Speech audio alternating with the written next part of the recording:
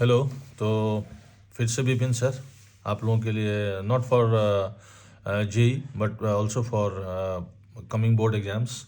तो आज मैं थोड़ा सा ले रहा हूँ ऑप्टिक सेक्शन से कंपाउंड माइक्रोस्कोप। तो थोड़ा सा इसका हम लोग क्या करेंगे, थोड़ा सीमेटिक डायग्राम भी इसका देखेंगे, क्योंकि इसमें आपका सीमेटिक डायग्राम बहुत ही इंपॉर्टेंट रोल प्ले करता है इसको अच्छा से समझने के लिए कि कैसे क्या पोजीशन होगा, ऑब्जेक्ट कहाँ रखेंगे, क्या करेंगे उसके लिए। तो कंपाउंड माइक्रोस्कोप में जनरली क्या होता है कि हम लोग एक कॉमन एक्सिस रखते हैं। एक कॉमन एक्सिस होता है, let's say this is your common axis. इस पे हमने ये ऑब्जेक्टिव रख दिया, this is your objective lens, this is your objective lens which is very nearer to the main object. Let's say it is it's focus. इस objective lens का ये क्या है, फोकस है। तो हमें ऑब्जेक्टिव लेंस से रियल इमेज बनाना होता है। क्या बनाना होता है? Real image. तो रियल इमेज के लिए जो ऑब्जेक्ट होगा उसको जस्ट आउटसाइड द फोकस रखेंगे। यहाँ पे सपोज करो कहीं हमने ऑब्जेक्ट को प्लेस कर दिया, right. So this is your U O, this is your object distance for objective lens. So this is your U O आ गया। तो इसका तो सबसे पहले हम लोग इमेज बना लेते हैं। यहाँ जाएगा, रिफ्रैक्शन के बाद ये ऐसे कहीं चला जाएगा। सो अगेन ये क्या हो जाएगा, ये भी मेरा फोकस ही होगा। ये क्या होगा, focus of this objective lens. और एक मेरा किस साइड से जाएगा, ऑप्टिकल सेंटर से जाएगा। कहाँ से जाएगा ये रे, ऑप्टिकल सेंटर से जाएगा। तो हम लोग क्या देखते हैं, ये कहीं पे इधर जा कर के ये दोनों कट गया यहाँ पे, ठीक है। Yes sir. ये आ गया। सो ये कौन इमेज बनाया, ये जो मेरा इमेज बनाया वो कौन सा इमेज बना, ऑब्जेक्टिव ने बनाया। So you will take, this is the image distance for objective lens and this will be denoted by VO। ये मेरा क्या आ गया, VO। तो VO हम लोग ऐसे देख रहे हैं, ये प्लस में आएगा। किस में आएगा, प्लस में आएगा, चूंकि रियल इमेज है और ये राइट साइड में है। तो any distance measured in the direction of incident ray is taken as positive. This is the latest sign convention which we use in ray optics. Yes sir. अब हम लोग क्या करते हैं, इसी एक्सिस पे एक आई पीस लेंगे जो कि आई के क्लोज में होता है। ये हमने एक आई पीस यहाँ पे सेट कर दिया, राइट। ये मेरा आई पीस है। अब ये ऑब्जेक्ट के जैसा काम करेगा इस आई पीस लेंस के लिए। जो आपका इमेज है, ये क्या है, इमेज है ऑब्जेक्टिव लेंस का, but it will act as an object for eye piece lens. ये आई पीस के लिए क्या काम करेगा, ऑब्जेक्ट के जैसा काम करेगा। तो अभी हम इस आई पीस को इस टाइप से एडजस्ट करेंगे कि ये इसके फोकस के अंदर आ जाए। क्या आ जाएगा, फोकस के अंदर आ जाए। इस आई पीस का जो फोकल लेंथ है ना उसके अंदर आ जाए, क्योंकि यहाँ पे इससे हमें वर्चुअल इमेज बनाना होता है। तो अभी यहाँ से जब हम ऐसे इमेज बनाएंगे तो रेज आप देख रहे हो कि कहीं इधर जाकर ये कट नहीं कर रहे। तो इसको हम लोग बैक प्रोड्यूस करेंगे कहीं पे। क्या करेंगे, इसको जब हम लोग बैक प्रोड्यूस करेंगे तो हम लोग को दिखाई देगा कि कहीं पे ये यहाँ पे फाइनल इमेज बन रहा है। यहाँ पे आपका आई का सिचुएशन है, ये आपका क्या है, आई है। तो व्हाट यू सी, जो मेरा फाइनल इमेज जो बन रहा है, ये जो मेरा फाइनल इमेज बन रहा है यहाँ पे देखिए कितना बड़ा इमेज बन गया, कितना मैग्निफिकेशन आ गया इसमें। So this will be taken as image distance for eye piece. So this will be denoted by VE। As you know कि एनी डिस्टेंस, जब हम लोग लेंस का केस लेते हैं तो कोई भी डिस्टेंस आप लोग कहाँ से मेजर करते हो, उसके ऑप्टिकल सेंटर से। तो ये मेरा ऑप्टिकल सेंटर है आई पीस के लिए। तो यहाँ से इसका ये इमेज बना है, VE बना है, तो इसका ये वर्चुअल इमेज बना है। आई पीस कैसा इमेज बना रहा है, ये आई पीस जो बना रहा है ये इसका वर्चुअल इमेज है, ये वर्चुअल इमेज फॉर्म कर रहा है। और जो मेरा ऑब्जेक्टिव लेंस है, ये जो लेंस है, इट फॉर्म्स रियल इमेज। वो आपको दिख ही रहा है, कैसे दिख रहा है जरा देखो। ऑब्जेक्टिव लेंस के लिए जो ऑब्जेक्ट है आपका यहाँ है और जो इमेज बन रहा है उसका यहाँ बन रहा है। तो राइट साइड में है कि नहीं, अपोजिट साइड में है। तो जैसे अपोजिट साइड में हो गया तो ये मेरा रियल इमेज हो गया। और फॉर आई पीस के लिए आप क्या देख रहे हो कि जो ऑब्जेक्ट है इस साइड में है और इसका इमेज भी इसी साइड बन रहा है, तो ये वर्चुअल इमेज हो गया, ठीक है। तो आपको लगेगा कि अच्छा खासा इसमें मैग्निफिकेशन हो गया। अब इसमें एक चीज़ हम लोगों को और भी गौर करना है कि कभी कभी जब आप न्यूमेरिकल क्वेश्चन बनाओगे तो इसमें लेंथ ऑफ द ट्यूब दिया रहेगा। Length of the tube, length of the tube का मतलब होता है the actual separation between optical centre of objective to optical centre of eye piece. Length of the tube का सेंस है OE का sense है, और you can say the separation between objective and eye piece. So this OE will be equal to, अभी आप देखो इस OE को आपको सेट करना है तो इसमें यहाँ से यहाँ तक तो ये VO आ गया, Yes, sir. और ये वाला जो डिस्टेंस आ गया, ये यहाँ से लेकर के ये जो डिस्टेंस आ गया, this is object distance for eye piece. So this O E will be equal to V O plus U E. ये क्या आ गया, V O plus U E. जब आप न्यूमेरिकल क्वेश्चन बनाएंगे ना, तो आपको क्या रहेगा, ये ट्यूब लेंथ एल दिया रहेगा, इसमें आपको V O plus U E है. You will get out of this tube कोई एक मेरे को यहाँ नोन होगा और ये एल नोन होगा, तो वहाँ से हम लोग दूसरा चीज़ निकाल लेंगे. ठीक है. बट लेंथ में जो V O plus U E है, इसमें हम लोग कोई साइन कन्वेंशन यूज़ नहीं करते हैं. इसमें कोई साइन कन्वेंशन यूज़ नहीं होगा. The simple concept is this is the length, this is the measurement of length. So in this section यहाँ पे हमें कोई साइन कन्वेंशन यूज़ नहीं करना है, राइट. क्योंकि ये सेपरेशन है, ये कोई रे ऑप्टिक्स का चीज़ नहीं है. ये तो बस एक डिस्टेंस है कि भाई ओ ई कितना होगा, तो ये V O plus U E होगा. इसमें कोई हम लोग प्लस माइनस यूज़ नहीं करेंगे, right. So this is the schematic diagram for compound microscope. तो इस कंपाउंड माइक्रोस्कोप में एक बार फिर से मैं इसको थोड़ा सा फास्ट फॉरवर्ड कर लेता हूँ कि दो लेंस यूज़ करते हैं हम लोग, दोनों कॉन्वेक्स लेंस हैं. Yes, sir. ठीक है. जिसमें ऑब्जेक्टिव लेंस जो होता है वो रियल इमेज बनाएगा. तो रियल इमेज होने के लिए आपका जो यूओ है, जो object distance for objective lens है U O, this is slightly greater than F O होना चाहिए. ये क्या होना चाहिए, उसके फोकस से थोड़ा सा बाहर होना चाहिए. क्योंकि एज यू नो कि यदि ये ऑब्जेक्ट इसके अंदर ही आ जाएगा तब तो वर्चुअल इमेज बना देगा. जबकि हमें ऑब्जेक्टिव से कैसा इमेज बनाना है, रियल इमेज बनाना है. तो ये जो ऑब्जेक्ट है, जो प्राइम ऑब्जेक्ट है, that should be little bit beyond then it's focal length, थोड़ा सा ज़्यादा होना चाहिए. तो इसीलिए हमने इसको यहाँ पे मेंशन किया. But in case of eyepiece, what we see here कि this forms virtual image. So in this case, this UE should be slightly little bit lesser than FE. ये UE क्या होता है, इसमें FE से छोटा होता है, क्योंकि इसी कंडीशन पे आपको ये वर्चुअल इमेज बनेगा. ठीक है, ये आपका वर्चुअल इमेज बनेगा. तो ये हमने सिमेट्रिक डायग्राम बना दिया है. अब इसमें हम लोग देखेंगे कि मैग्नीफिकेशन कितना होगा, क्या होगा. तो इस केस में जो मेरा मैग्नीफिकेशन होता है, मैग्नीफिकेशन जो आएगा, जो हम लोग टोटल मैग्नीफिकेशन बोलते हैं, तो यहाँ कंफ्यूज मत करेंगे कि टोटल मैग्नीफिकेशन का मतलब है कि आप M O plus M E कर देंगे. नो, टोटल मैग्नीफिकेशन का ऑलवेज सेंस होता है times.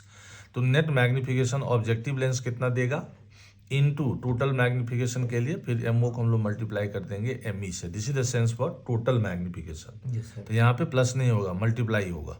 Now M O is V O by U O, और जो मेरा एम ई आ जाएगा, ये आ जाएगा 1 प्लस डी बाई एफ ई, जहाँ डी है list distance of distinct vision. ये क्या लेते हैं हम लोग, list distance of distinct vision, जो कि हेल्दी आई के लिए 25 सेंटीमीटर होता है. List distance of distinct vision का मतलब होता है कि आप ऐसा करो कि एक सर्टेन डिस्टेंस पे यदि आप किसी चीज़ को विजुअलाइज करोगे, करने की कोशिश करोगे, तो यदि वो 25 सेंटीमीटर तक आप रखते हो तो बड़ा सा आपको आई पे स्ट्रेस नहीं आएगा. उसी को हम लोग बोलते हैं list distance of distinct vision, जो कि हेल्दी आई के लिए, हेल्दी आई का मतलब है जिस आई में कोई डिफेक्ट नहीं है, उसके लिए वैल्यू 25 सेंटीमीटर होता है. बट वाइल सॉल्विंग प्रॉब्लम, यदि उन्होंने if they have given list distance of distinct vision something different from this value, so in that case you will have to take that value. Suppose they are giving this d is 20 centimeter, then you use 20 centimeter there. Otherwise, if it is not given, then you use 25 centimeter. So this is the total magnification. This 1 plus d by fe, this is the magnification produced by eyepiece lens. Basically this magnification refers to, this is the magnification of simple microscope. This is simple microscope. Actually क्या है कि आपका जो इसमें eyepiece है वो क्या है, एक सिंपल माइक्रोस्कोप के जैसे बिहेव कर रहा है. तो सिंपल माइक्रोस्कोप के केस में जो मैग्नीफिकेशन होता है वो 1 plus D by F E होता है. This is B O by U O. और नेट मैग्नीफिकेशन हम लोग इसमें माइनस ले सकते हैं, क्योंकि आप क्या देख रहे हो कि जो आपका प्राइम ऑब्जेक्ट है और जो इसका फाइनल इमेज बना है वो दोनों इन्वर्टेड है. क्या है, इन्वर्टेड है. ये अभी ये सीधा है, ये इसका इन्वर्टेड बना है. इसलिए दिस माइनस साइन का मतलब होता है कि if we compare the prime object to the final image, final image का मतलब which is found by eye piece, ये दोनों इन्वर्टेड है, इसलिए हम लोग यहाँ पे लगा देंगे. तो ये मेरा मैग्नीफिकेशन आ जाएगा. तो इसको बना क्वेश्चन, जब आप न्यूमेरिकल इस पर क्वेश्चन बनाएंगे तो आपको बड़ा डेटा से, या जब आप सॉल्व करोगे तो उस क्वेश्चन में आप देख लेना कि यदि इफ़ यू इज डिजाइड, तो आपका क्या यू एफ ओ से ज़्यादा आ रहा है, हाइयर मोर वैल्यू आ रहा है, तो इसका मतलब आप सही बना रहे हो. कहीं आपका यूवी का वैल्यू जो है एफ से कम आ रहा है, इसका मतलब आप सही चल रहे हो। तो ये हम एक गाइडलाइन ले के आगे बढ़ते रहेंगे। तो ये हमने थोड़ा सा सिमेट्रिक डायग्राम बनाया है, इस पर एक क्वेश्चन हम लोग बना लेंगे तो बड़ा क्लियर हो जाएगा। Okay sir. ठीक है, तो इसको मैं इरेज कर रहा हूँ। तो we are taking a numerical problem on this compound microscope which is very important problem. So this is question on compound microscope कि बोलता है कि in a compound microscope focal length for objective is 2.0 centimetre, this FE is 6.25 centimetre, right. F as it is दिया होगा। ये दिया हुआ है, ये फोकल लेंथ आपको दिया हुआ है। और एक चीज़ हम लोग जानते ही हैं साइन कन्वेंशन में कि कन्वर्जिंग लेंस है तो फोकस जो होगा या फोकल लेंथ जो होगा कन्वर्जिंग लेंस के लिए पॉजिटिव होता है। इसलिए इसमें ये लिखने की ज़रूरत नहीं है, इसको आप मान के चलो ये भी प्लस है आपका, ये भी प्लस है। और लेंथ ऑफ द ट्यूब जो है कंपाउंड माइक्रोस्कोप का, ये आपको दे रहा है 15 सेंटीमीटर का। एल का मतलब अभी हम लोगों ने डिस्कस किया है, this is your VO plus UE, right. और उन्होंने बोला है कि जो फाइनल इमेज कौन बनाता है, आईपीस। तो उन्होंने बोला है कि फाइनल इमेज जो बनता है वो आपका least distance of distinct vision पे बन रहा है। बट इस फिगर में जब हम लोग इसका फिगर बना रहे थे तो आपने देखा है कि जो आईपीस जो इमेज बनाता है वो वर्चुअल इमेज बनाता है, जिस साइड ऑब्जेक्ट है उसी साइड इमेज बनाया। तो ये यहाँ पे हम लोग को -25 सेंटीमीटर लेना पड़ेगा। ठीक है, तो ये सब सारा आपको डेटा दिया हुआ है। तो बोलता है कि आप टोटल -25 क्यों? क्योंकि वर्चुअल इमेज है। हाँ, आईपीस कैसा बना रहा है, वर्चुअल इमेज बना रहा है, जिस साइड ऑब्जेक्ट है उसी साइड फाइनल बना है। तो वर्चुअल इमेज के लिए जो होता है ना, जो हम लोग V लेते हैं, जो इमेज डिस्टेंस होता है लेंस के केस में, ये हम लोग माइनस लेते हैं। ठीक है, least distance of distinct vision 25 है। तो इसमें हमसे पूछा क्या जा रहा है कि टोटल मैग्नीफिकेशन आप निकाल दो जी। और दूसरा इसमें ये पूछा जा रहा है कि what should be the object distance for objective lens, U हमें फाइंड करना है और M टोटल फाइंड करना है। ये NCERT प्रॉब्लम है। और बहुत कम चांस ऐसा होता है कि NCERT प्रॉब्लम में जो डेटा होता है वो आपको इतना रैशनल डेटा नहीं मिलेगा। इसमें इन्होंने बहुत मेहरबानी किया है कि बहुत ऐसा डेटा दिया है कि फटाफट कट जाएगा, कैंसिल आउट हो जाएगा। अदरवाइज बहुत ही कम प्रॉब्लम ऐसे होते हैं NCERT में, उसमें आपको बड़ा जो मल्टीप्लिकेशन और डिवाइड जो आएगा, जो डेटा होता है वो बड़ा एब्सर्ड होता है। बट इसमें ऐसा नहीं है, बड़ा अच्छा ढंग से निकल जाएगा। क्योंकि एक चीज़ यहाँ बड़ा विजुअलाइज आप करेंगे तो देखेंगे कि 6.25 का एग्जैक्टली 4 टाइम्स कितना होता है, 25। यस, है ना। 6.25 को आप 4 से मल्टीप्लाई करोगे आपका 25 आ जाएगा। तो इस केस में हम लोग जब इसका सॉल्यूशन बनाएंगे तो सबसे पहले देखेंगे कि जो डेटा इंफॉर्मेशन वाइज किस साइड से ज़्यादा आ रहा है, ऑब्जेक्टिव साइड से ज़्यादा आ रहा है या आईपीस साइड से ज़्यादा आ रहा है। तो हम देख रहे हैं कि यार आईपीस का फोकल लेंथ हमें मालूम है, और आईपीस के लिए जहाँ इमेज जो बन रहा है ये VE मेरे को मालूम है। तो ये दो डेटा तो मेरे पास इधर अवेलेबल है। तो we will start from eyepiece side से। हम लोग कहाँ से लगाएंगे, आईपीस साइड से हम लोग स्टार्टअप करेंगे calculation by using lens formula. We know 1/V - 1/U = 1/F होता है, right. So we are using this eyepiece के लिए। तो यहाँ VE डाल दीजिए, ये UE डाल दीजिए, ये FE डाल दीजिए। तो 1/VE की जगह पे -25 ले लिया, -1/UE, यहाँ से हमें UE निकालना है, एंड 1/FE इज -1/25। ठीक है, sorry this is not -1/25, this is 1/FE मेरा कितना है, 6.25 है। सो from here you will gate UE = -5 centimetre. यहाँ से मेरे को UE कितना निकल जाएगा, -25 सेंटीमीटर, -5 सेंट, क्योंकि ऑब्जेक्ट डिस्टेंस तो माइनस में ही आएगा। Now L factor is given here, VO plus UE दिया था ना। बट यही चीज़ मैंने आपको उस टाइम पे बोला था कि इस टाइम पे UE हमें 5 यूज करना होगा, इसमें माइनस साइन हमें नहीं लेना होगा, क्योंकि ये लेंथ का मेजरमेंट है, इसलिए इसमें कोई साइन कन्वेंशन यूज नहीं होगा, ओनली इसका मैग्नीट्यूड यूज करेंगे। तो इसमें मेरा L 15 था, तो यहाँ से मेरा VO जो आएगा वो 15 - 5 मतलब 10 आ गया। This is the image distance for objective lens. तो यहाँ से मेरे को VO आ गया, राइट। FO आपको मालूम है, तो फिर यही वाला फार्मूला यदि हम ऑब्जेक्टिव लेंस के लिए लगा दें तो मेरे को UO निकल जाएगा कि नहीं निकल जाएगा, निकल जाएगा। ठीक है, तो VO मेरा 10 आ गया, VO मेरा कितना आ गया, 10 आ गया। Now we are going to apply lens formula for objective lens. Lens formula फिर हम लोग यूज़ कर रहे हैं किसके लिए, ऑब्जेक्टिव लेंस के लिए। तो 1/VO - 1/UO = 1/FO। सिंस फिर यहाँ देखिए कॉन्सेप्शन कितना क्लियर होना चाहिए कि जो ऑब्जेक्टिव लेंस है वो रियल इमेज बनाता है, यस तो रियल इमेज के लिए वी जो होता है वो पॉजिटिव होता है, तो विल टेक वी ओ जो मेरा 10 आया था ये प्लस में 10 आ जाएगा, ठीक है, माइनस यू ओ तो हमें यहाँ निकालना ही है, और 1/f को मेरा कितना आ गया 1 पॉइंट, ये एफ ओ दिया हुआ है ना 2.0, Yes. चूँकि कन्वेक्स लेंस है तो पॉजिटिव ही साइन आएगा 2 आएगा, तो यहाँ से मेरा यू ओ का वैल्यू आ जाएगा माइनस में 2.5 सेंटीमीटर, ठीक है। तो आप यहीं खुश हो जाओ भैया कि रियल इमेज बनाना है तो जो ऑब्जेक्ट है वो फोकस से बाहर होनी चाहिए। तो एफ ओ आपका कितना दिया हुआ है 2 और यू आपका कितना आ रहा है 2.5 तो जस्ट बाहर आ गया कि नहीं आ गया, हाँ है ना, इसका मतलब रियल इमेज बनेगा। और यदि मान लो आप क्वेश्चन सॉल्व करते टाइम में देख रहे हो कि यू का वैल्यू लेस देन 2.0 सेंटीमीटर आ गया तो भाई कहीं ना कहीं उसमें गलती हो गई है, उसको वहीं चेक कर लो आप। तो ये यू आपका निकल गया। तो जो सेकंड जो थिंग था कि ऑब्जेक्ट डिस्टेंस आपको निकालना था फॉर ऑब्जेक्टिव लेंस, तो वो तो आपका यही निकल गया।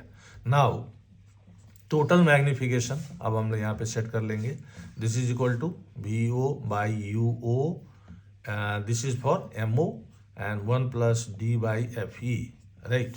क्योंकि क्वेश्चन में जैसे उन्होंने बोला है कि वी ई जो है फाइनल इमेज जो आईपीएस बना रहा है वो least distance of distinct division पे बना रहा है, ठीक है, क्लियर ही दिया हुआ है। तो वी ओ का वैल्यू मेरा कितना आया था 10 आया था, यू मेरा हो गया मेरा माइनस 2.5, 1 प्लस डी हो गया मेरा 25, एफ ई हो गया मेरा 6.25। तो इसको जब आप सॉल्व करोगे तो आपका टोटल मैग्निफिकेशन कितना आ गया -20।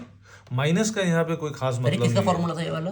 This is the total magnification, this इसमें ये वी ओ बाई यू ओ जो है ये जो है ये आपका एम ओ की जगह पे, और ये जो 1 प्लस डी बाई एफ ई है ये एम ई की जगह पे। Okay sir. This is the magnification produced by objective lens and this is the magnification produced by eyepiece lens.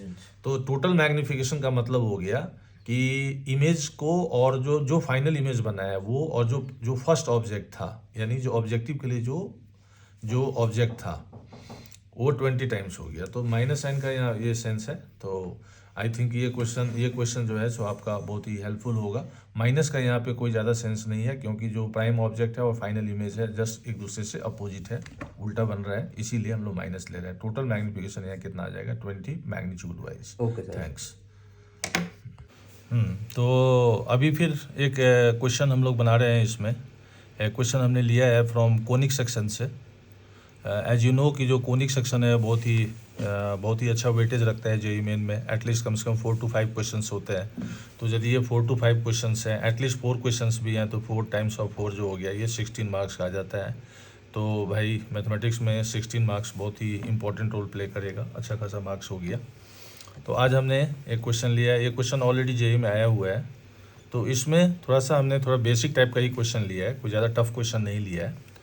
तो इस क्वेश्चन में ऐसा बोलता है कि एक एलिप्स का एक क्वेश्चन मेरे को दिया हुआ है, ठीक है, x²/16 + y²/9 = 1।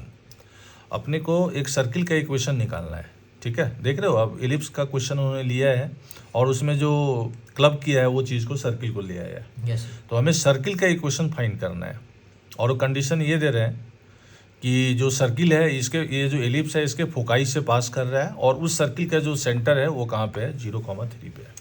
Okay sir. ठीक है। तो सबसे पहले very clear from the question, यहाँ पे हम लोग इसको कंपेयर करेंगे। If we compare this equation by तो दिस, फोकाई तो निकालना पड़ेगा ना? हाँ बिल्कुल निकालना पड़ेगा।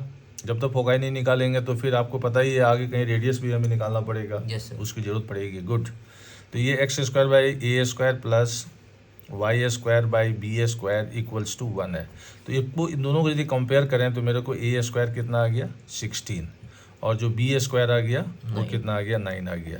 तो जो इसेंट्रिसिटी होता है एलिप्स का 1 - b² / a² का होल अंडर रूट, ये क्या आ जाएगा इसेंट्रिसिटी।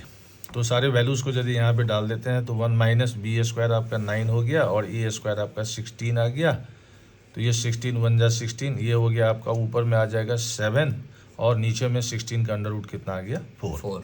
तो ऐसे ही दिख रहा है कि ये सही है बिकॉज एज वी नो कि जो इलिप्स है उसका इसेंट्रिसिटी जो होता है वो क्या होता है लेस देन 1 होता है। तो ये ऑलरेडी आ ही रहा है। तो इसका जो फोकाई आ जाएगा, फोकाई क्या आ जाएगा ± AE, 0, ये इसका फोकाई आ जाएगा। क्योंकि हम लोग जानते हैं कि जो इलिप्स होता है उसका जो फोकाई होता है वो पेयर में होता है। तो ये जो फोकाई हम बोल रहे हैं that is the plural form of focus. Focus का जो प्लूरल फॉर्म है उसको क्या बोलते हैं फोकाई।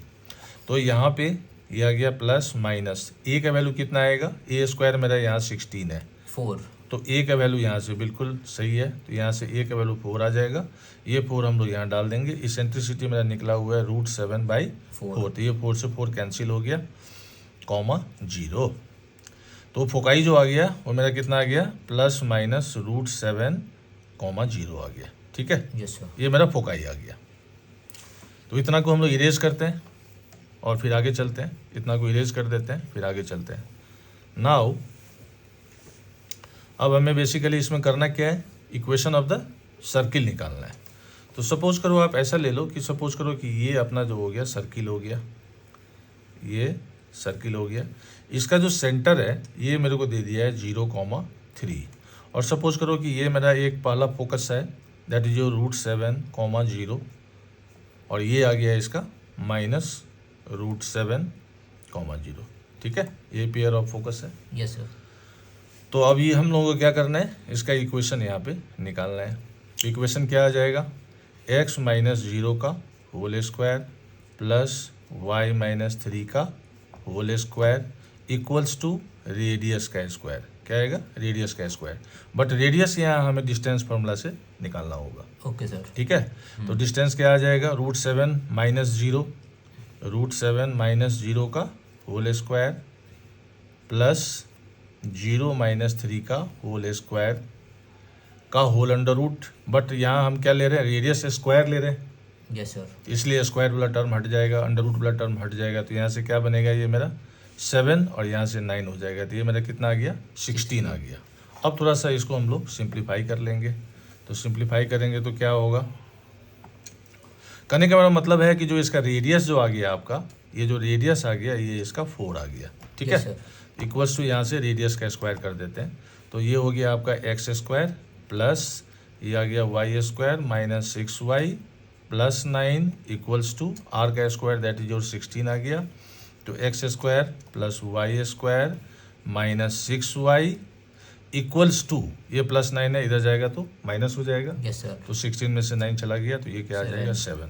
तो this is the equation of the circle. तो जो ऑप्शन में होगा उसमें इसको टिक लगा देंगे।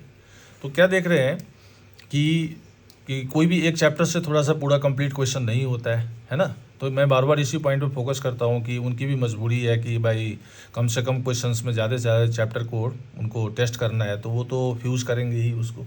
Yes sir. तो वैसे यदि इसमें आपका बेसिक्स क्लियर है तो ये आराम से बनेगा, और ये ऑलरेडी जेई में आया हुआ है। तो खास कर जो बच्चे अभी 12th में हैं, है ना, और वो जेई दे रहे हैं, तो मेरे एज आई थिंक कि उनका जो 11th वाला जो कोनिक सेक्शन होगा वो बिल्कुल ही उनका आउट ऑफ फॉर्म चल रहा होगा। तो इसीलिए मेरा मकसद इसमें यही है, जो इसके पीछे रीज़न है कि इस टाइप का कुछ क्वेश्चन हम डालने का, कि कुछ तो उनको फ़ायदा हो जाएगा थोड़ा सा बैक ट्रैक से, या बैक जो सिलेबस है 11th का उससे। थैंक्स। तो this is Vipin sir from Learnology channel.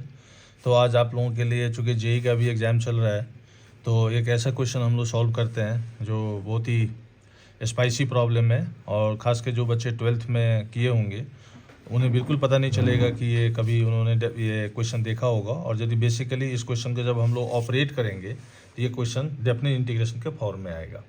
ठीक है, लिमिट एज ए सम थोड़ा सा है, तो इस टाइप का फॉर्मेट आज हमें इंटीग्रेशन में लिया है। तो इस क्वेश्चन को जा रहे हैं हम लोग ऑपरेट करने के लिए। तो बेसिकली इस क्वेश्चन में कहीं ना कहीं हमें r अपॉन में n को सब्स्टिट्यूट करना है थ्रू x से। क्या करना है, सब्स्टिट्यूट करना है। r बाई n का वैल्यू को हमें कहीं ना कहीं x सब्स्टिट्यूट करना है। So for this first of all हमें कहीं ना कहीं r बाई n यहाँ प्रोड्यूस करना होगा, राइट। Yes sir. और इस क्वेश्चन में ये अंडरस्टूड है कि यहाँ पे ये dr है। जैसे कहीं भी हम लोग कोई इंटीग्रेशन बनाते हैं, यदि ये इंटीग्रेंड x के टर्म में है तो यहाँ dx होता है, यदि इंटीग्रेंड आपका y के टर्म में है तो कहीं dy होता है। तो इस टाइप से यहाँ पे आपका जो है ऑपरेटर जो है वो dr है, यस सर। राइट। तो हमने इसमें क्या किया है कि ये जो समेशन है r equals to 1 upon n r का ये होल अंडर रूट है। इसी में हमने एक n से इसको डिवाइड कर दिया और एक n से इसको मल्टीप्लाई कर दिया, राइट। ये मेरा dr है और यहाँ पे ये चल रहा है आपका limit n tending to infinity. तो हियर क्या हम लोग करेंगे ये जो मेरा n है ये n है, ये n स्क्वायर हो गया है ना, यस सर। ये n स्क्वायर का अंडर रूट में है चूँकि, तो ये बाहर आ जाएगा, तो यहाँ से ये 1/n निकल गया और ये बच गया अपना 1 में r/n का होल अंडर रूट, ये dr बच गया। ठीक है, यस ये जो मेरा n इंटू n स्क्वायर हुआ उसका अंडर रूट 1/n बाहर आ जाएगा ना, और इस r/n को हमने क्या सब्स्टिट्यूट कर दिया, x कर दिया। सर बट हमें अगर पहली बार क्यों करेगा तो हमें पता कैसे लगेगा कि इस फॉर्म से करना है? हाँ, तो इसीलिए मैं बराबर मैथमेटिक्स में जो है सो फॉर्मेट के बारे में बोलता रहता हूँ कि आपको डिफरेंट फॉर्मेट्स के क्वेश्चन बनाने पड़ेंगे, तभी जाकर के वो दिखाई देगा। बट ये बात ज़रूर है कि आप यदि इस टाइप के क्वेश्चंस बनाए रहेंगे तो आराम से बन जाएगा, ओके फिर उसमें कोई दिक्कत नहीं है। ये आ गया। अब इसमें हम लोगों को क्या करना है, इसको अभी हम लोगों ने इसमें सब्स्टिट्यूशन किया है, this r/n equals to x लिया है, राइट। अब देख रहे हैं क्वेश्चन में कि ये समेशन है, ये क्या है, समेशन। समेशन का मतलब मैथमेटिक्स में क्या होता है कि एडिंग अप हो रहा है। तो सबसे पहले जो लोएस्ट वैल्यू है r का कितना दिया हुआ है, 1, तो ये r का वैल्यू हमने यहाँ पे 1 कर दिया, ये r का वैल्यू कितना कर दिया, 1। और लिमिट में देख रहे हैं कि n किधर की तरफ जा रहा है, इन्फिनिटी की तरफ, तो ये 1/∞ जो है यहाँ पे क्या आ जाएगा, 0 आ जाएगा। तो जब इसको हम इंटीग्रेशन में आ जाएंगे तो लोअर लिमिट 1 के कॉरस्पॉन्डिंग में ये वैल्यू कितना बनेगा, 0 हो गया। फिर हम लोग देखेंगे r/n है, ये जो r का वैल्यू बढ़ते बढ़ते कहाँ तक जा रहा है, n तक जा रहा है, तो फिर ये r के जगह पे आप क्या करेंगे, n डाल देंगे, तो ये n से n कैंसिल हो गया, तो ये मेरा कितना आ गया, 1 आ गया, यहाँ पे आ गया ये 1 आ गया। ठीक है, यस सर। अब यही चीज़ है, अब यहाँ से ये विजिबिलिटी आ गई कि हाँ सर ये अभी इंटीग्रेशन के फॉर्मेट में कुछ कहीं जा रहा है। तो अब हम लोग क्या करेंगे, ये 0 to 1 आ गया, और ये जो आपका dr/n है, ये वाला पैरामीटर, और ये 1 में सॉरी ये जो है मेरा 1 में r/n का होल अंडर रूट। तो इसमें हमने r/n को क्या लिया था, x लिया था। Yes sir. तो सब्स्टिट्यूशन में हम लोग क्या करते हैं, r/n यदि x है तो इसको हम लोग r के रेस्पेक्ट में डिफ्रेंशिएट करते हैं, राइट। तो r का डिफ्रेंशिएशन 1 हो गया, ये मेरा 1/n आ गया, और x का डिफ्रेंशिएशन dx/dr हो गया, ये dr इधर चला जाएगा, तो जो dr/n है ये मेरा कहाँ चला जाएगा, dx में। तो अब ये बड़ा अच्छा हो गया, ये 0 to 1 आ गया, नीचे में 1 में √x आ गया, और dr/n के जगह पे हम लोगों ने क्या ले लिया, dx ले लिया। Yes sir. अब ये क्वाइट विजिबल हो गया है कि अरे सर ये तो अब बन जाएगा क्वेश्चन। Yes sir. ठीक है, तो इसमें अब हम लोग क्या करेंगे, जनरल इंटीग्रेशन लगा देंगे। जनरल इंटीग्रेशन इसमें लगा देंगे, कैसे लगाएंगे, इसमें हम लोग कैसे लगाएंगे, सबसे पहले आप ये देखिए, ये 0 to 1 आ गया, इसको हम लोग x⁻½ लिख सकते हैं, ना, नीचे में 1/√x Yes, है, sir. तो ऊपर जाएगा x⁻−1/2 dx आ गया, तो इसमें वही वाला आ जाएगा xn+1 में n+1 आ जाएगा, ये वाला फॉर्मेट इसमें यूज़ कर लेंगे हम लोग। यस। तो इसका क्या हो जाएगा, x-1/2 में 1 ऐड करेंगे तो क्या आ जाएगा, 1/2, और डिवाइड करेंगे 1/2 से, ये 2 यहाँ आ जाएगा, और ये लिमिट आ गया आपका कहाँ से कहाँ तक, 0 से 1 तक। फिर इसमें पहले अपर लिमिट डाल देंगे x के जगह पे, फिर लोअर, फिर लोअर करके माइनस कर देंगे, तो this will be equal to 2x⁻½ 1 आ गया, और 0 पे तो खैर आपका 0 ही आ गया, तो फाइनल आंसर आपका 2 × 1 इक्वल्स टू कितना आ गया, 2 आ गया। So simple. बट यही है कि यदि आप इस टाइप का क्वेश्चंस बनाए रहेंगे तो बना देंगे, नॉर्मल इंटीग्रेशन से भी इजी हो गया। तो इस टाइप का क्वेश्चन जब कभी भी कहीं आपका एंट्रेंस एग्जामिनेशन, खासकर जेईई में जब इस टाइप का क्वेश्चन आता है, तो आपको हमेशा ये टेंडेंसी होना चाहिए कि कहीं ना कहीं से हमें ये r/n को सेट करना है, कहीं ना कहीं प्रोड्यूस करना है। नहीं है तो जैसे हमने यहाँ पे किया है ना, n से डिवाइड भी किया, मल्टीप्लाई भी किया, यस सर। और जैसे आपका r/n आ जाएगा उसके जगह पे क्या करेंगे, हम लोग सब्स्टिट्यूट कर देंगे x। और इस क्वेश्चन में आपका ये dr/1/dr जो n है ना, ये कहाँ चला जाएगा, dx, ऑपरेटर dx में चला जाएगा, क्योंकि अब फंक्शन आपका x के टर्म आ गया। Yes sir. तो जब आप यहाँ पे आ जाओगे, जब आप इस स्टेप पे जब आ जाओगे, तो आपकी क्लैरिटी बिल्कुल दिख जाएगी, अरे ये तो अब मेरा नॉर्मल सा इंटीग्रेशन हो गया, और ये क्वेश्चन बन जाएगा। ठीक है, तो हाँ, तो अभी हमने ये जेईई को कीपिंग इन माइंड रख करके इस क्वेश्चन को हमने सेट किया है। ठीक है, तो इसको प्रैक्टिस करेंगे, और होगा तो नेक्स्ट वीडियो में कुछ क्वेश्चंस हम इसमें असाइनमेंट में डिस्क्रिप्शन में डाल देंगे। Thank you. तो again Vipin sir from Learnology channel से। तो आज मैंने थोड़ा सा 11th का वेव्स लिया है साउंड चैप्टर से, very interesting and very spicy section of this. Organ pipes. तो ऑर्गन पाइप्स पे जा रहे हैं हम लोग थोड़ा सा फास्ट फॉरवर्ड में, कुछ इस पे कॉन्सेप्शन को भी ले लेते हैं, फॉर्मुलेशन को भी ले लेते हैं, और एक शॉर्ट क्वेश्चंस भी हम बना लेंगे। तो बहुत जल्दी में ये सारे सेक्शंस आपका हो जाएगा। तो ऑर्गन पाइप्स अभी हमने लिया है। ये जनरली कितने टाइप्स का होता है, एक ओपन ऑर्गन पाइप होता है, क्लोज ऑर्गन पाइप होता है। तो ओपन ऑर्गन पाइप में क्या होता है कि आपका दोनों एंड जो होता है ये ओपन होता है, और क्लोज ऑर्गन पाइप में क्या होता है कि वन एंड जो है आपका क्लोज है, this and is closed end other is open. This is your open organ pipe and this is your closed organ pipe, right? Here you take, this is the length of this open organ pipe is LO and this length of this closed organ pipe is LC. This is LC. ऐसा लिया कि ये जो open organ pipe है उसका length हमने यहाँ पे LO से इसको डिनोट किया है, और length of the close organ pipe को हमने LC से किया है। And let's say this VS stands for velocity of sound, right? ये वेलोसिटी ऑफ साउंड है। तो under this condition will see कि यदि यहाँ एंटी नोड है तो ये बी पॉइंट क्या हो जाएगा, एंटी नोड हो जाएगा। And we know the distance between two consecutive anti nodes is lambda by 2। So here this LO is lambda by 2, so this lambda will be equal to twice L naught, right? Yes. So in this case, in open organ pipe, the fundamental frequency will be equal to velocity of sound upon में lambda, and what is this lambda here? Vs upon में twice of LO, right? ये वाला value यहाँ पे हमने डाल दिया। This is the fundamental frequency.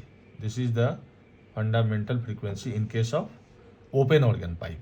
Fundamental बोलने का मेरा ये मतलब है कि ये जो ओपन ऑर्गन पाइप जो है जो लोएस्ट फ्रीक्वेंसी प्रोवाइड करेगा, that is F here. In addition to this there will be several frequencies which will be available, all of them will be known as overtones. So first overtone will be considered as 2f, the second one will be 3f, the fourth one will be equal to 4f. So what you see here, these all come under category of overtones. ये मेरा क्या आ गया, overtones आ गया। और ये जो मेरा लोएस्ट आया ये क्या है, फंडामेंटल फ्रीक्वेंसी आया।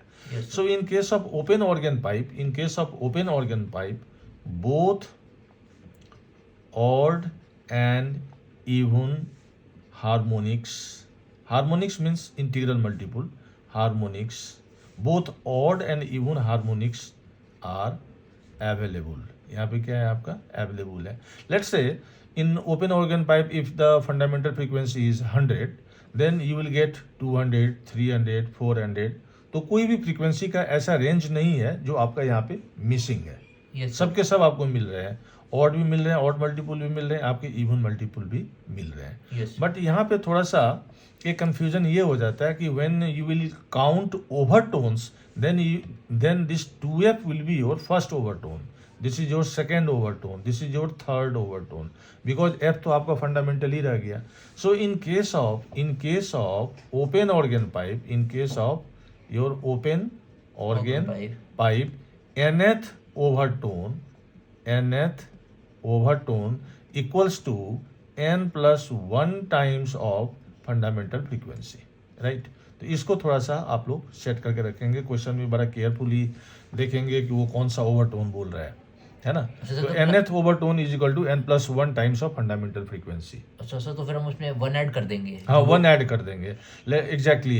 If third overtone we have to calculate, then that will be equal to 4 times of fundamental frequency. So that will be 4. हाँ, 4 into f, and f is the fundamental frequency, or you know fundamental frequency is the lowest frequency given by this open organ pipe. Okay. तो ये थोड़ा सा हमने आपको theory किया clear, किसको open organ pipe का।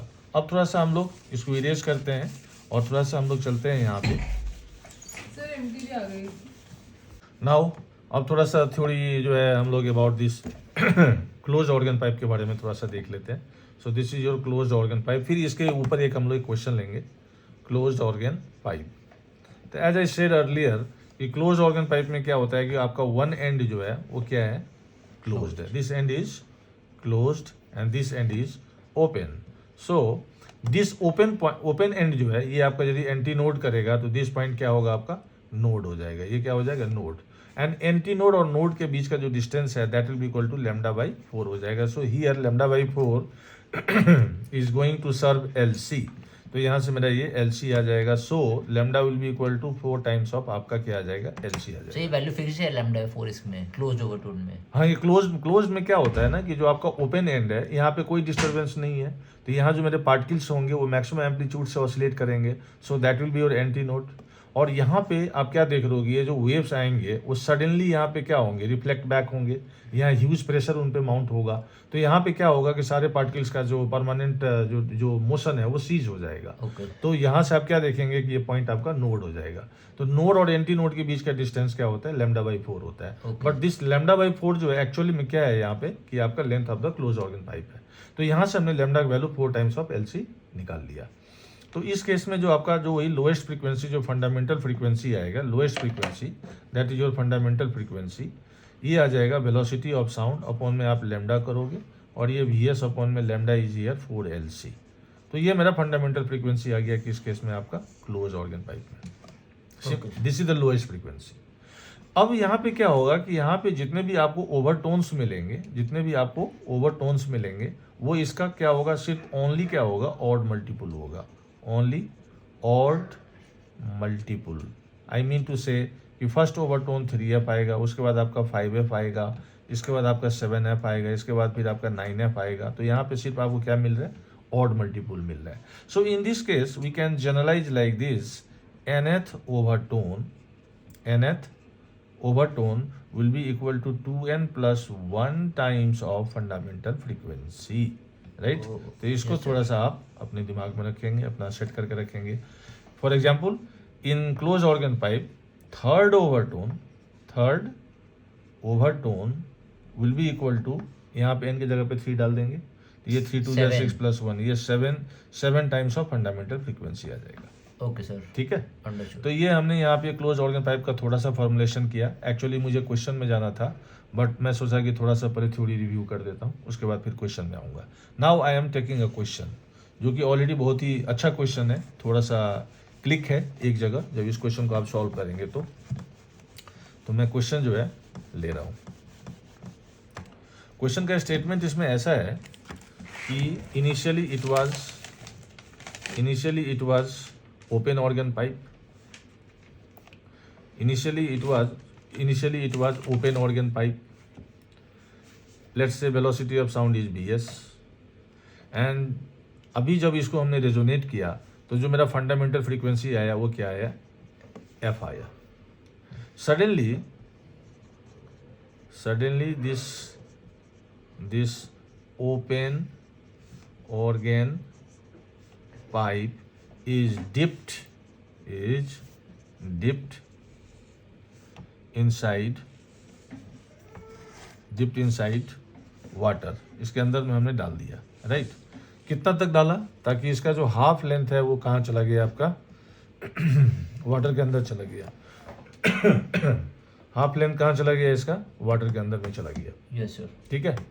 तो अब फिर से इसको एज ए पाइप हम यूज़ करते हैं, तो देखते हैं कि अब जो मेरा फंडामेंटल फ्रीक्वेंसी आ रहा है वो क्या आ रहा है, F डैश आ रहा है। So the options are like this कि F will be greater than F dash, second option F dash will be greater than this F, और third option is F dash will be equal to F, and fourth is none of this. तो मैं एक बार question को फिर से repeat कर देता हूँ कि पहले क्या था, ये ओपन ऑर्गन पाइप था, उस टाइम पे इसका फंडामेंटल फ्रीक्वेंसी क्या था, ये F कब था, जब ये ओपन ऑर्गन पाइप था, तो फंडामेंटल फ्रीक्वेंसी इसका F था।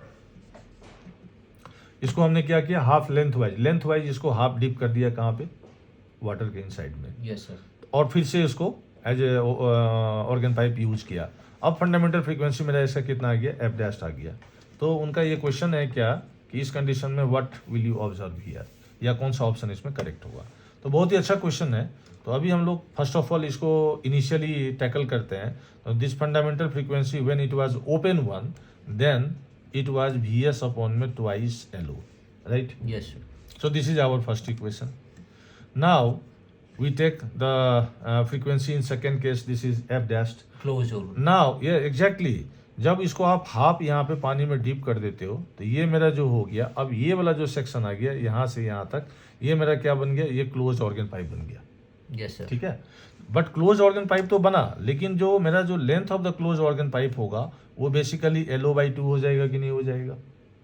Yes sir. बिकॉज उसको उन्होंने क्या किया है, पानी में डिप किया है, वाटर में डिप किया है, लेकिन लेंथ वाइज वो हाफ डीप किया है। तो जो जब हम उसको क्लोज ऑर्गन पाइप कंसीडर करेंगे तो उस क्लोज ऑर्गन पाइप का जो लेंथ होगा, if we compare it with initial length, then this LC will be equal to LO by 2. Now we know in closed organ pipe the fundamental frequency is Vs upon में 4 times of LC. अभी just हम लोगों ने इसको discuss किया था. Now putting this LC here we get F dash is equal to Vs upon में 4 और LC जो आ जाएगा मेरा LO by 2 आ गया. तो ये 2 से फिर ये मेरा 2 कैंसिल आउट हो गया. So what we see here कि दिस F dash और ये जो F है ये दोनों मेरा क्या आ गया, इक्वल आ गया कि नहीं आ गया. तो बड़ा अच्छा क्वेश्चन था, है ना. ये थर्ड ऑप्शन आ गया. एक बार आया भी था ये क्वेश्चन, जेई में आया हुआ है. तो इसमें कुछ भी नहीं था, थोड़ा सा ये क्लिक करना था कि जब इसको हाफ पानी में हम डाल देंगे तो जो ये वाला जो सरफेस हो जाएगा वो क्या हो जाएगा, इसका क्लोज्ड एंड हो जाएगा. और वो जो क्लोज ऑर्गन पाइप बनेगा उसका जो लेंथ होगा LC that will be equal to LO by 2 हो जाएगा. बस इसके बाद तो इसमें कुछ था ही नहीं, डिवाइड कर देना. बस इसके बाद तो आपको उसको वैल्यू उसमें पुट करना था और डिसीजन लेना था.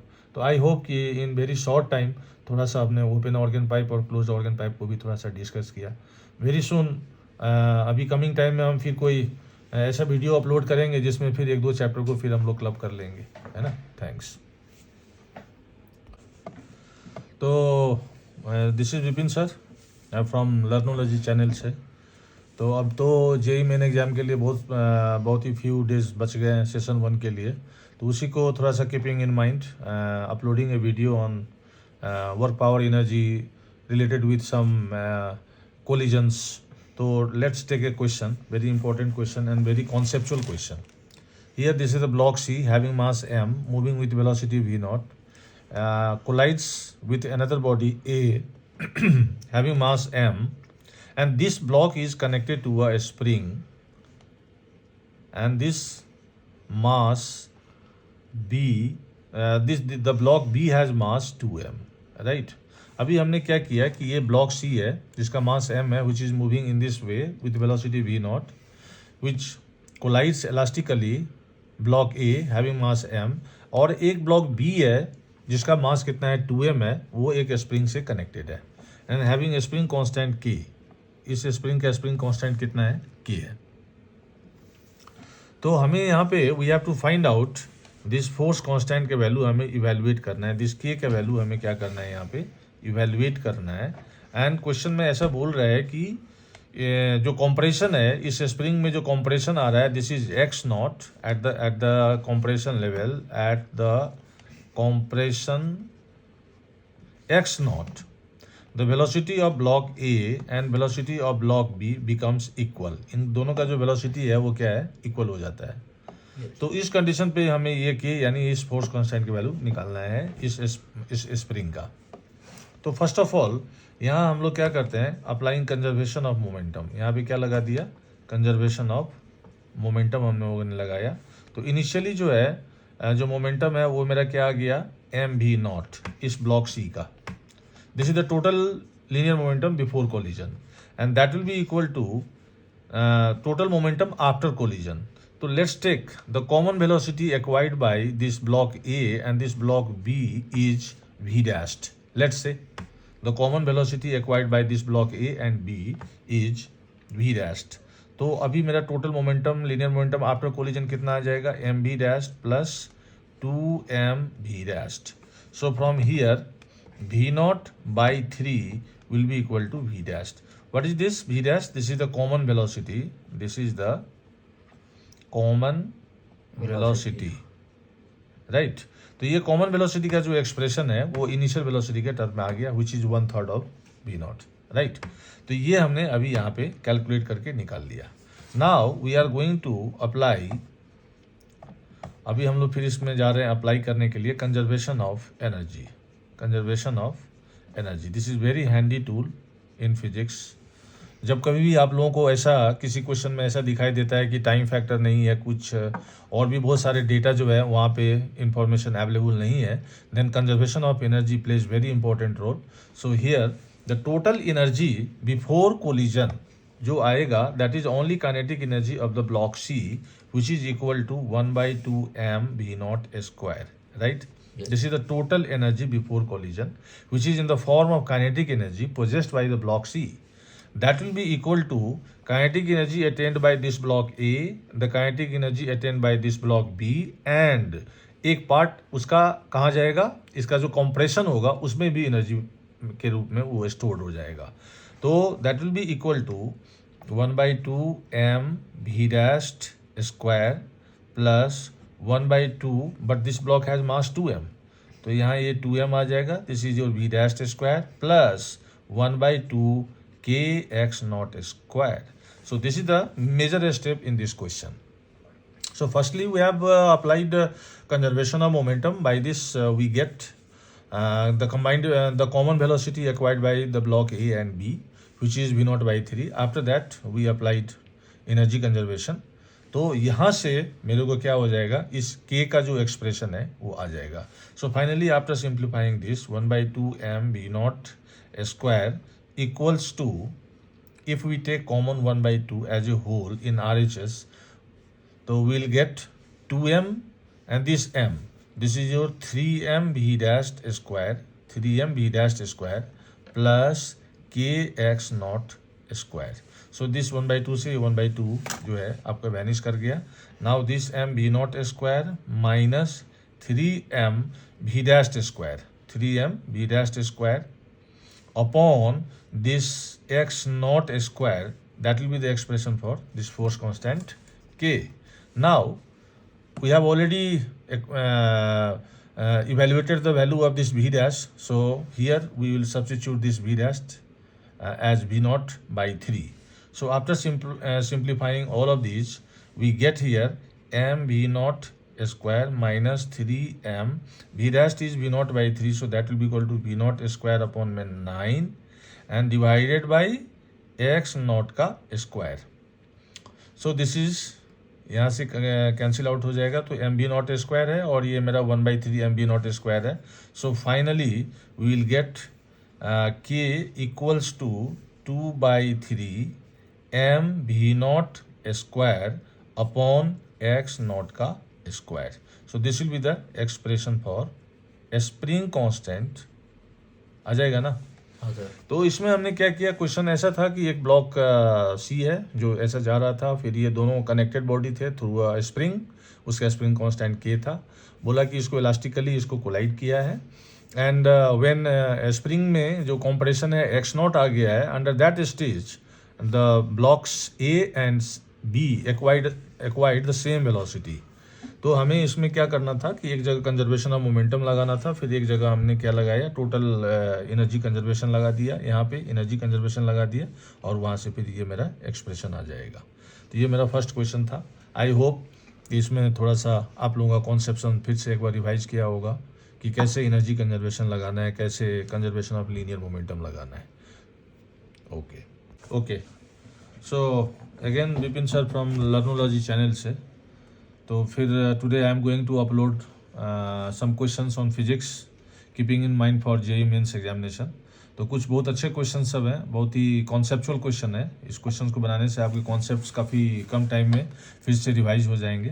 तो मैंने कुछ क्वेश्चंस लिया, तो let's start with a question. Let's say this is a block C having mass m moving with velocity v0 in this direction and it collides elastically with another block A. तो Lebanese को ही थोड़ा सा practice करने के लिए, थोड़ा सा और अच्छा से कॉम्प्रहेंड करने के लिए एक क्वेश्चन हमने फिर से लिया है, लेकिन इसमें लिमिट्स नहीं है. इसमें ऐसा है कि उन्होंने एक फंक्शन दिया है f x equals to integral of 5 - t² whole under root dt. Lower limit इसमें क्या है, x है, और अपर लिमिट x² है. This is your function F x. Now अभी इसका हमें डिफरेंशियल वैल्यू निकालना है और x बराबर √2 पे निकालना है. कितना निकालना है, f'√2 का क्या मतलब हुआ कि पहले इसका डिफरेंशियल वैल्यू निकाल लो, फिर जहाँ जहाँ x आएगा वहाँ हम लोग क्या करेंगे, √2 डाल देंगे. तो इसमें हम लोग को बेसिकली डिफरेंशिएशन ही करना है एट द वैल्यू, जब x का वैल्यू जो है वो √2 आ जाएगा. तो अभी हम लोग इसका डिफरेंशिएशन जा रहे हैं करने के लिए अकॉर्डिंग टू लेबनिज रूल. यहाँ थोड़ा देखो कि यहाँ पे लोअर लिमिट में x है और अपर लिमिट में x² है. तो f' जो आ गया, तो पहले हम लोग क्या करेंगे, इस t के जगह पे क्या डाल देंगे, अपर लिमिट डाल देंगे. तो ये मेरा आ जाएगा 5 ये अंडर रूट में ऐसे रहेगा 5 माइनस, बट टी के जगह पे एक्स स्क्वायर है तो ये एक्स का पावर 4 आ गया, राइट। Yes sir. और एक्स स्क्वायर का डिफरेंशिएशन कितना आ गया, 2x आ गया, ठीक है। लोअर लिमिट में जीरो नहीं आ रहा है, यहाँ x है तो इसमें माइनस आ जाएगा। फिर आप क्या करोगे, t के जगह पे आप x डाल दोगे तो यहाँ क्या बन जाएगा, ये 5 माइनस एक्स स्क्वायर का whole under root and further x का डिफरेंशिएशन कितना आ गया, 1 आ गया। तो ये इसका ही डिफरेंशियल वैल्यू आ गया। अब इसमें कुछ भी नहीं करना है, अब इसमें हम लोग को x बराबर यहाँ से √2 का वैल्यू यहाँ पे पुट इन कर देना है, ठीक है। Yes sir. समझ में आया क्या, इसमें हमने क्या किया कि पहले जो है t के जगह पे एक्स स्क्वायर किया तो ये मेरा 5 माइनस एक्स 4 आ गया, फिर एक्स स्क्वायर का यहाँ पे 2x आ गया, माइनस 5 माइनस एक्स स्क्वायर और x का डिफरेंशिएशन मेरा 1 आ गया। अब x बराबर √2 इसमें हम लोग पुट कर देते हैं तो मेरा कितना आ जाएगा, 5 minus √2 to the power 4 whole under root into 2x के जगह पे मेरा √2 है, ठीक है, यस सर। माइनस 5x के जगह पे ले लेंगे √2 का स्क्वायर करेंगे तो ये मेरा 2 आ जाएगा, ये आ गया, इंटू 1 का तो खैर वही रह गया।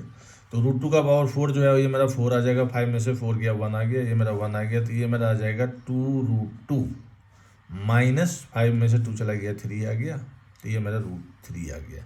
तो this is the required value, इस फंक्शन का डिफरेंशियल वैल्यू और x बराबर √2 पे कितना आएगा, so that will be the final answer आ गया।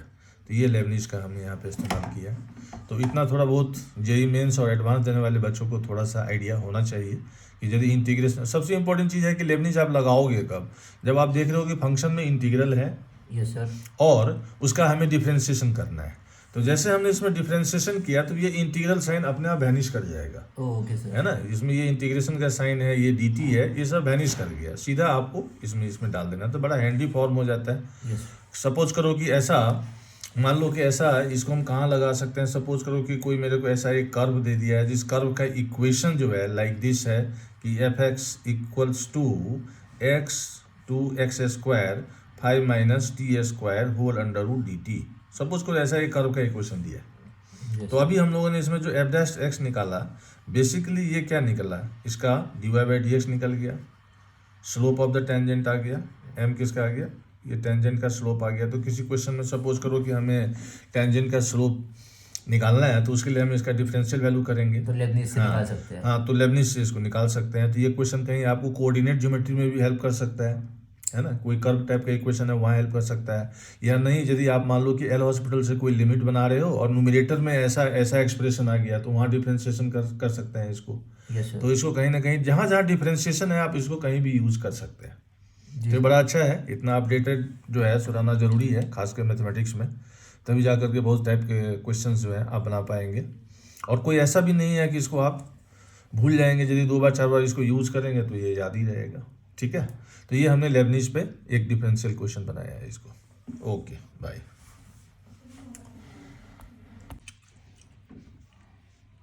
स्टार्टेड। यस। देखो, कल हमने एक क्वेश्चन लोड किया था डेफिनेट इंटीग्रेशन पे, बट हेडिंग में हमने डाला था कि हमें लेबनिज पे भी करना है, तो कल हो नहीं पाया, तो थोड़ा सा छोटा वीडियो हो गया। तो आज मैं थोड़ा सा एक लेबनिज रूल पे एक लिमिट्स जा रहे हैं हम लोग निकालने के लिए, बड़ा अच्छा है। और आगे जब आप फर्दर बीटेक में जाएंगे तो फिर ये लेबनिज रूल है, बहुत सारे सीरीज हैं जो आपको वहाँ पे स्टार्टअप हो जाएगा। तो एक क्वेश्चन मैंने लेबनिज पे लिया है, तो क्वेश्चन है आपका कि ये है limit x tends to 0 integral of cos of t square dt, और इनका जो लिमिट है वो जा रहा है कहाँ से, 0 टू एक्स स्क्वायर पे जा रहा है, right, divided by x sine x, divided by x sine x। Okay sir. ठीक है, तो इसमें हम लोग जा रहे हैं इसका लिमिट इवैल्यूएट करने के लिए, और इनका जो ऑप्शंस है, जैसे कि फर्स्ट ऑप्शन है इनका 1, सेकंड ऑप्शन है इनका 2, थर्ड ऑप्शन है 0 एंड डी ऑप्शन है नन ऑफ दीज। तो बेसिकली इसका हमें लिमिट इवैल्यूएट करना है। तो अभी हम लोग देख रहे हैं कि यदि हम x बराबर 0 वो अपर न्यूमरेटर और डिनोमिनेटर दोनों में डाल दें तो ये मेरा 0/0 फॉर्मेट में आ रहा है। तो हम लोग जा रहे हैं बेसिकली इसमें एल हॉस्पिटल रूल लगाने के लिए, एल हॉस्पिटल जो रूल है उसको जा रहे हैं लगाने के लिए। तो उसमें हम लोग क्या करते हैं, इसमें लेबनिज थ्योरम भी यूज होगा। हाँ, जब हम इसका डिफरेंशिएशन करेंगे, एक्चुअली क्या करते हैं कि जब हम लोग एल हॉस्पिटल रूल लगाते हैं तो न्यूमरेटर को और डिनोमिनेटर को सेपरेटली डिफरेंशिएट करते हैं। Yes, sir. लेकिन यहाँ पे जो डिफरेंशिएशन है जो न्यूमरेटर साइड पे ऑलरेडी इसमें इंटीग्रल लगा हुआ है, तो इंटीग्रल का जब हम लोग डिफरेंशिएशन करते हैं तो उस टाइम पे ये थोड़ा सा हम लोग यूज़ करेंगे लेबनिज रूल, ओके है ना, न्यूटन ठीक है। Lebanese rule. तो इसमें बेसिकली क्या आ जाएगा कि इसको हम लोग करेंगे लिमिट x टेंस टू 0, ऊपर वाले को डिफरेंशिएट कर रहे हैं, तो जहाँ जहाँ मेरा इसमें इस इंटीग्रल में जो वेरिएबल है वो मेरा t है, तो इस t के जगह पे हम लोग x स्क्वायर डाल देंगे, तो क्या बन जाएगा कॉस। अच्छा सर, जो अपर लिमिट में होता है वो डाल देंगे। हाँ, लोअर का भी करेंगे, लेकिन पहले हम लोग यहाँ करते हैं t के जगह पे अभी हमने x स्क्वायर डाल दिया, तो ये कॉस x4 बन गया। क्या बन गया? कॉस x4 बन गया। यस ठीक है, यस सर। तो ये मेरा आ गया cos x4, और नीचे में जब हम इसको डिफरेंशिएट करेंगे तो इसमें हमें यूवी रूल लगाना होगा, प्रोडक्ट रूल लगाना होगा। यस तो सर। x का मेरा 1 हो गया, इंटू में साइन x हो गया, प्लस अब किसका करेंगे? साइन x का करेंगे, तो ये मेरा cos x आ गया, और इंटू में x आ गया। ठीक है, यस सर, आ रहा है। आ गया। और यहाँ पे हम लोग यदि देखें गौर से, यहाँ जो लेबनिज हम लोगों ने लगाया है, तो cos t में यहाँ पे हमने x स्क्वायर डाल दिया। फर्दर हम देखेंगे क्या जो ये लिमिट है x स्क्वायर, क्या इसका डिफरेंशिएशन होने वाला है? जी सर। तो हम लोग देख रहे हैं कि x स्क्वायर का जो डिफरेंशिएशन है वो 2x आ जाएगा। ठीक है, ओके सर। अच्छा, तो पहले हम t की जगह x डालेंगे, t के जगह पे हाँ ये डाल करके, तो इसका डिफरेंशिएशन कर हाँ देंगे। चेन रूल लगा रहे हैं बेसिकली, इसका ओके, डिफरेंस चेन रूल लगा रहे हैं। तो और नीचे में जैसे चेक कर लेते हैं एक बार हम लोग, तो x का 1 आ गया, ये साइन x आ गया, फिर साइन x का cos x आ गया, ये आ गया। अभी फिर से हम लोग को देखना है कि नीचे में 0 वैनिश हुआ है या नहीं हुआ है। तो x बराबर 0 if we put at the denominator side then what we get. तो x के जगह पे यदि हम यहाँ 0 करते हैं तो ये मेरा 0 आ गया, ये भी मेरा 0 आ गया। ठीक है, इसका मतलब है कि नीचे में अभी मेरा 0 जो है वैनिश नहीं किया फिर से है। करेंगे। ठीक है, तो फिर से इसमें हम लोग एक बार डिफरेंशिएशन करेंगे सेपरेटली, तो यह आ जाएगा limit x tends to 0।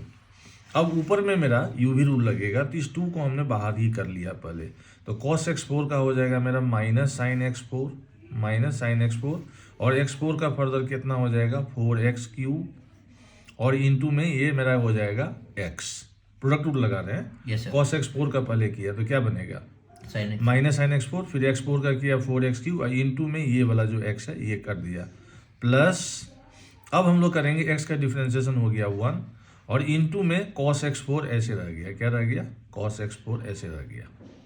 Yes sir. ठीक है, ये 2 को हमने इनिशियली क्या किया, बाहर कर लिया। अब नीचे में जरा सा फिर से डिफरेंशिएशन करते हैं, तो साइन x का क्या आ गया मेरा cos x, प्लस अब इसमें फिर से यूवी रूल लगेगा। Yes sir. तो cos x का हो गया मेरा माइनस साइन x, इंटू में x आ गया, प्लस x का करेंगे तो मेरा 1 आ गया, और cos x का मेरा कितना आ गया माइनस साइन x का मेरा 1 आ गया, इंटू में cos x आ गया। ये क्या आ गया cos x, इसमें यूवी रूल लगा है, तो cos x का माइनस साइन x इंटू में x हो गया, x का मेरा 1 आ गया, इंटू में cos x आ गया। ठीक है, अब देखते हैं कि क्या नीचे में 0 वैनिश कर गया।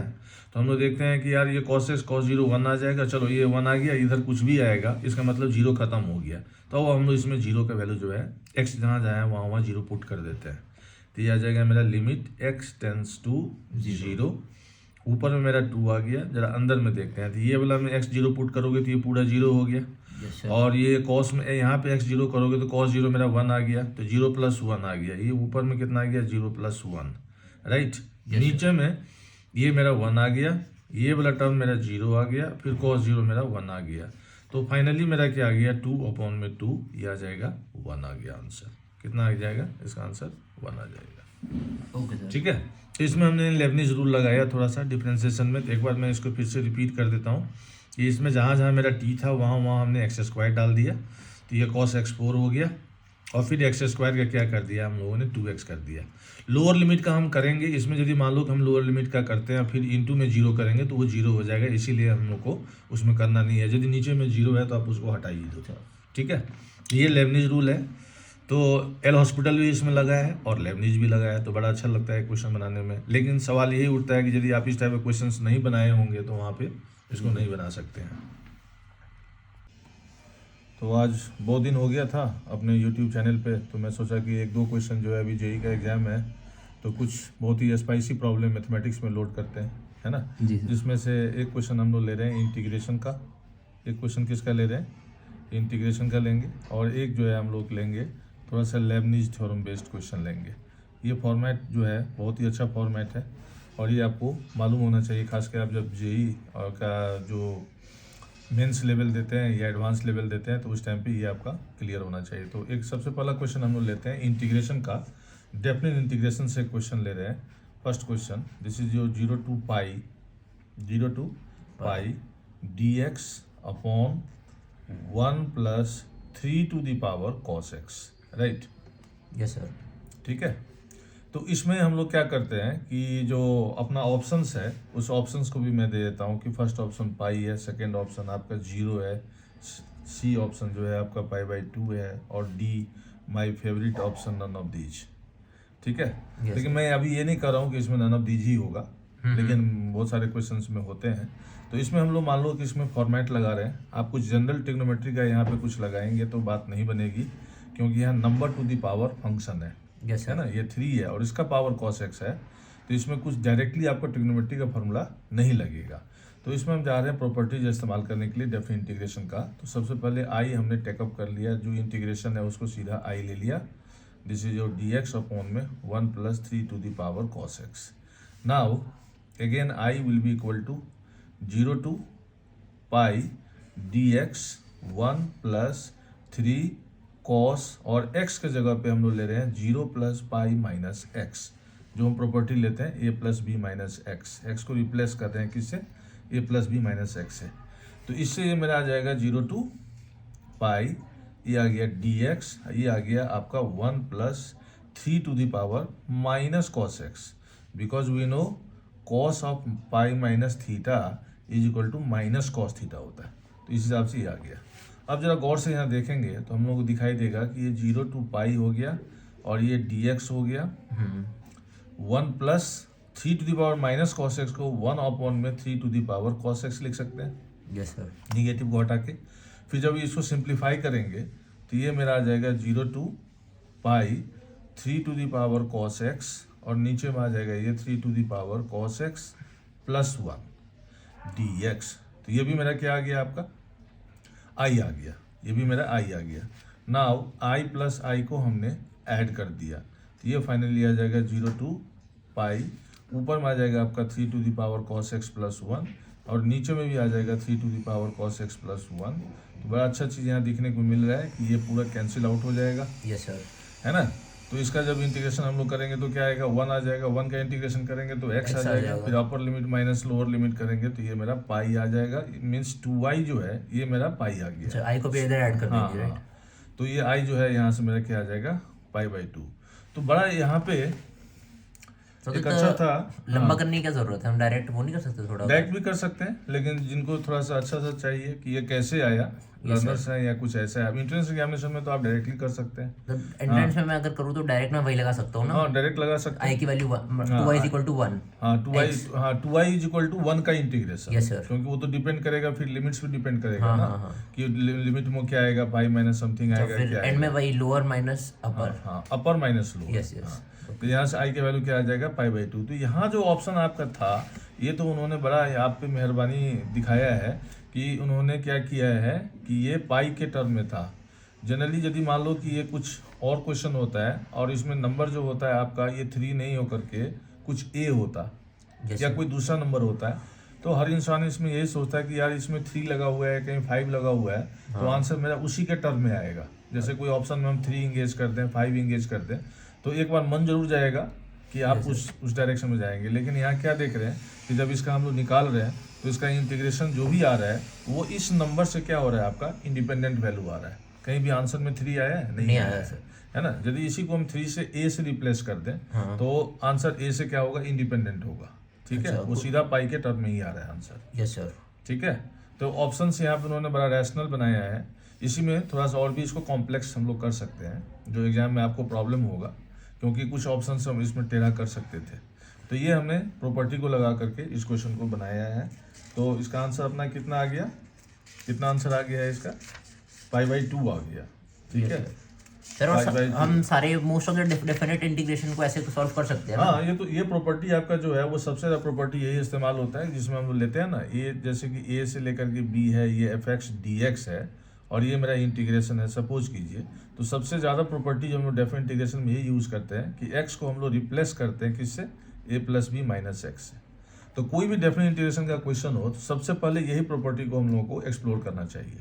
Okay sir. तो इससे आपको एक दो स्टेप के बाद ही दिख जाएगा कि ऐड होने के बाद क्या न्यूमरेटर और डिनोमिनेटर बराबर हो गया, तो वहीं पे वो नलीफाई हो जाएगा, X 1 आ आ जाएगा, जाएगा। इंटीग्रेशन x आ जाएगा। ओके ठीक है। सर, तो ये क्वेश्चन हमने आप जो लिया था वो डेफिनेट इंटीग्रेशन से लिया था, और ये क्वेश्चन कहीं आया हुआ भी है, कभी ना कभी ये क्वेश्चन दिया था।